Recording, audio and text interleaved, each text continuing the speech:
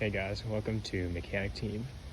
So before we get too deep into discussing how to fix this thing, let me detail a few things already done to the car at least. So let's pop the hood. Alright, so from the previous video, which is in French, we replaced the alternator, and with that we got a new belt on there. And what I did off camera was change the oil, which was relatively simple. Flushed the coolant by unscrewing the coolant hose and just letting it all drain out. Replaced the battery and just took off the metal cover on top so we can mess around more easily.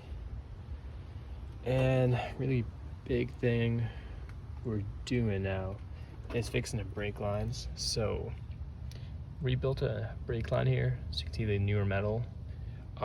Filled up the brake fluid with .3, and let me show you the back. So I jacked up the car, put on jack stands on two different sides actually. So both wheels are off and they're just kind of hanging there. But I drew the brake line all the way through there, underneath here, and because it's leaking right around there.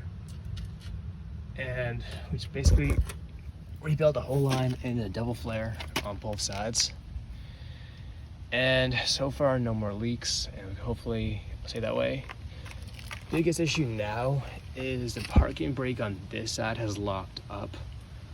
So, like when I was pulling this before, nothing really happened. While the other side, you could hear this faint little kind of crack, or kind of a creak, I'd say.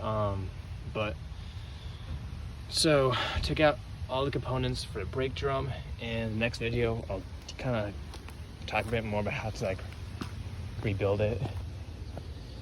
But yeah, it's kind of a complicated procedure. I really hope we can get this car working though. Another thing I had to do for this Jeep was mess around with the security system. He's going off. So I think some models came with this little like anti-theft device, and it's kind of was a problem for this car because it wouldn't crank at all. We thought it was something was wrong with the battery, but no, we just need a new battery for the controller. And dependent on how annoying it is, we might just remove the whole thing. If we do, I will send y'all a video on this channel. But let's go back to the front of the car. So another video, I'll probably do a power steering flush, at least a partial flush, because I don't want to unscrew anything important and have like it all drip down there.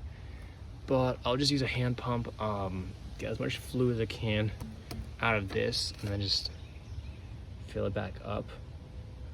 Probably a bit difficult because there's no way to really measure how much fluid I have in there. So I'll have to figure out how to take out, measure that, and then put the exact same back in. But I'll get into that in a future video.